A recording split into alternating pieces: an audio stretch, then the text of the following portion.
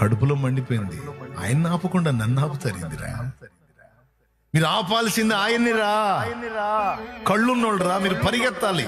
మీరు పరిగెత్తగలరు. నేను ఎట్టున్నాడని పరిగెత్తేదిరా. ఇవన్నీ ఆయనకి తెలుసు.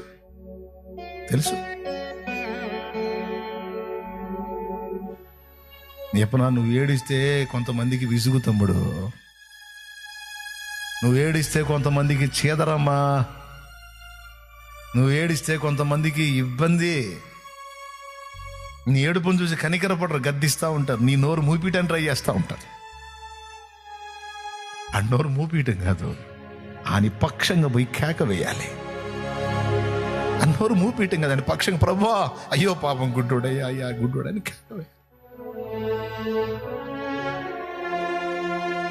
ఆ నోరు మూపిస్తున్నారు. వాళ్ళ మాటలు నిజంగా నోరు మూస్తే ఇక జీవితాంతం అదే బతుకులో ఉండేవాడు. కడుపులో మండింది వానికి కూడా. తెలియగలడు వాడు, తిక్కలోడు కాదు. కడుపులో మండిపోయి రే, నా మీద జాలి పడేవాళ్ళరా మీరు, నా మీద కనికర పడేవాళ్ళు మీరు. ఆయన కళ్ళు లేనుండ్రా, ఆయన ఎక్కడున్నాడు నాకు తెలియదు. పుట్రా, ఇక్కడ ఒక జీవోత్సవం ఉందని చెప్పండి రా.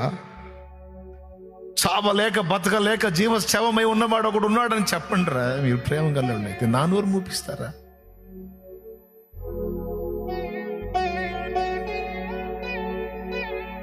ప్రేమను బిడ్డలారా, నీ ఇంట, నీ సమీపంలో, నీ సమాజంలో, నీ దగ్గర వేదనతో, బాధతో, దుఃఖంతో ఆక్రోశించే వాళ్ళు ఉండొచ్చు. వాళ్ళ నోళ్ళు మూపిస్తున్నావా? లేకపోతే వాళ్ళ పక్షంగా పోయి ప్రభువా వాళ్ళు దీనులు ప్రభు అంటున్నావా? నువ్వు ఏ ప్లేస్ తీసుకున్నావు? నువ్వు సోదాపడి నోళ్ళు మూపించే ప్లేస్ తీసుకున్నావా? లేకపోతే అలా పక్షంగా పోయి ప్రభువా అని కేక వేసే ప్లేస్ తీసుకున్నావు? ఏ ప్లేస్ తీసుకున్నావు? దీనుని చూసినప్పుడు నీ గుండె కదులుతుందా? నశించిపోతున్న ఆత్మలను చూస్తున్నప్పుడు నీ ఆర్తధ్వని ఆకాశాన్ని అంటుతుందా? అయ్యో ప్రభువా, ఆత్మలను ఆయన అంధకారంలో ఉన్నారు, గుడ్డివారై ఉన్నారు ప్రభువా, వారి గతి ఏమిటి అని నీ కళ్ళు కన్నీళ్లు కారుతున్నాయా? నీ కళ్ళు చెమరుస్తున్నాయా? నువ్వు ఏ ప్లేస్ తీసుకున్నావు? ప్రజల పక్షంగా, దీనుల పక్షంగా?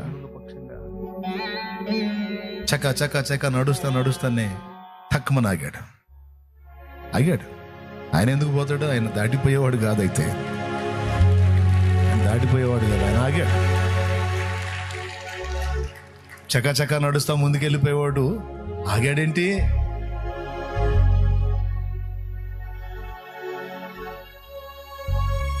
ఎప్పుడైతే ప్రభు ఆగాడో, ఆగి ఏం చేశాడు తెలుసా? యేసయ్య ఆగి ఏం చేశాడు తెలుసా?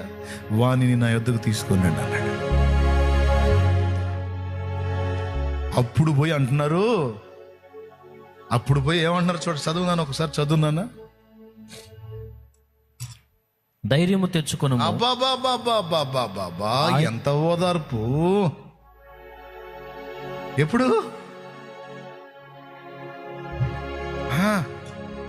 అప్పుడు మళ్ళా జాలి గొలిపే మాటలు మాట్లాడుతున్నారు. జాలి గొలిపే మాట. ధైర్యం తెచ్చుకోయ్యా, ఆయన నిన్ను పిలుచుచున్నాడు లెమ్మని వానితో చెప్పి. ఆయన నిన్ను పిలుచుచున్నాడు, ధైర్యం తెచ్చుకోయ్యా. ఇప్పుడు దాకా నోరు మూయమని గద్దిస్తుంది కదరా, ఇప్పుడేంది వెంటనే ఓదార్పుకు మొదలు పెట్టారు? అది మనుషుల తత్వం, అది మనుషుల నేచర్. అది వాళ్ళు చెప్పే ధైర్యం మాటలు కూడా బట్టి ధైర్యం తెచ్చుకోనము. మీ మాటలు వద్దురా నాయన, నాకు మీకు దండం పెడతాను, నన్ను తీసుకెళ్ళండి ఆయన దగ్గరికి. మీ గద్దింపులు వద్దు, మీ ఓదార్పులు వద్దు, ఆయన దగ్గర తీసుకెళ్ళండి రా. వెళ్ళి నిలబడితే చెప్పు, నేను నీకేం చేయకూర్చున్నావు? ప్రభువా, ఈ రెండు కళ్ళు లేవు, అంధకారంలో బ్రతుకుతున్నాను, చావలేక బ్రతకలేక జీవోత్సవమై ఉన్నాను, శాపాన్ని అనుభవిస్తున్నా, నాకు దృష్టి ప్రసాదించు. ఇంకా నేనేమి వేరేదే ఆశించట్లేదు, నా కళ్ళు బాగు, నాకు అవసరమైనవి నీవు కోరినట్టే నీకు అగునుగాక. వెళ్ళు.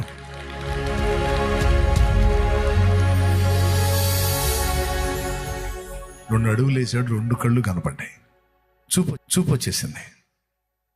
లేఖనంలో ఏం రాసినట్టే మార్కు సువార్తలో, అతడు ఆయన వెంబడి వెళ్ళెను. బాగుపడ్డాక ఇందాక మాట్లాడారు వాళ్ళ దగ్గర పోలా, యేసుతో కూడా వెళ్ళాడు. యేసుని వెంబడించడం మొదలు పెట్టాడు. దేవునికి స్తోత్రం కలుగునుగా. హల్లెలూయా. అందుకు వెళ్ళు, యేసు అంటున్నాడు, అందుకు యేసు నీవు వెళ్ళుమో, నీ విశ్వాసము నిన్ను స్వస్థపరిచిందని చెప్పాను. ఇక్కడ కూడా విశ్వాసాన్ని గురించే మాట్లాడాడు. ఆమె దగ్గర కూడా అమ్మా నీ విశ్వాసం గొప్పదన్నాడు. ఎందుకు తెలుసా?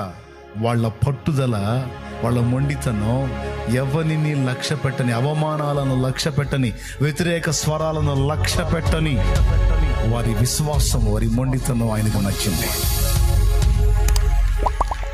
ఇక్కడ మెచ్చుకున్నాడు, అక్కడ మెచ్చుకున్నాడు.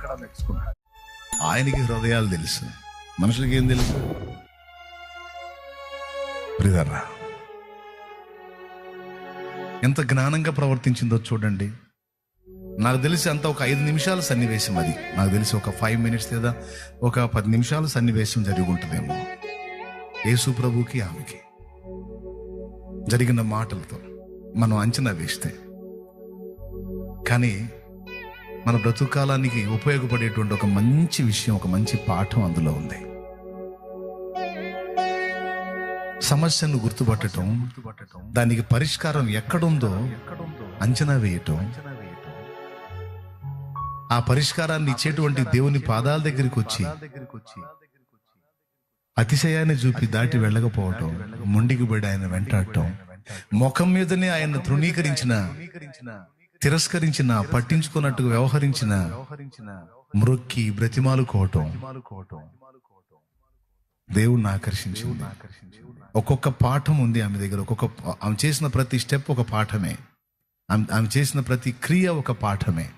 ఎందుకంటే నా ప్రభు ఆమెకి అక్కడ కూతుర్ని స్వస్థపరచడం కాదు, చరిత్ర పుటలలో, పరిశుద్ధ గ్రంథములో ఆమె స్టోరీ వచ్చేటట్టు చేశాడు.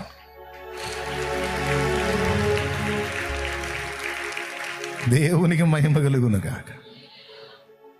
దాదాపు 2000 సంవత్సరాలుగా ఆమె చరిత్రని ధ్యానం చేస్తూనే ఉన్నారు. ఆమె చరిత్ర వినబడుతూనే ఉంది. మరి గొప్పది కదా, గొప్పది. అమ్మా నీ విశ్వాసం గొప్పది అన్నాడు. మరి గొప్ప విశ్వాసాన్ని మీరు కనపరుస్తారా? ముందు చెప్పిన విషయాలు గుర్తున్నాయా? సమస్య ఒకటైతే సమస్య ఇంకొకటి అని మీరు అనుకోవద్దు, మోసపోవద్దు. అసలు సమస్య ఏమిటో తెలుసుకున్నట్లు దేవుని ముందు కనిపెట్టుట అనేది మానొద్దు. సమస్యను ఒకవేళ నువ్వు తెలుసుకున్నట్టయితే దాన్ని పరిష్కారం కూడా ఆయన దగ్గరే ఉంటుందని మర్చిపోవద్దు. మూడవది, దేవుని సన్నిధికి వచ్చినప్పుడు, దేవుని ముందుకు వచ్చినప్పుడు అతిశయాలు ప్రదర్శించొద్దు. విజ్ఞాపనకు జవాబు రాలేదు అని వెనుక తిరగొద్దు.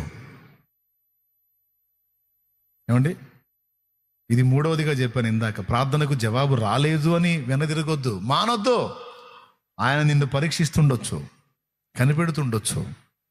నీ ఓర్పుని, నీ సహనాన్ని, నీ నిరీక్షణను, నీ విశ్వాసాన్ని పరీక్షిస్తుండొచ్చు.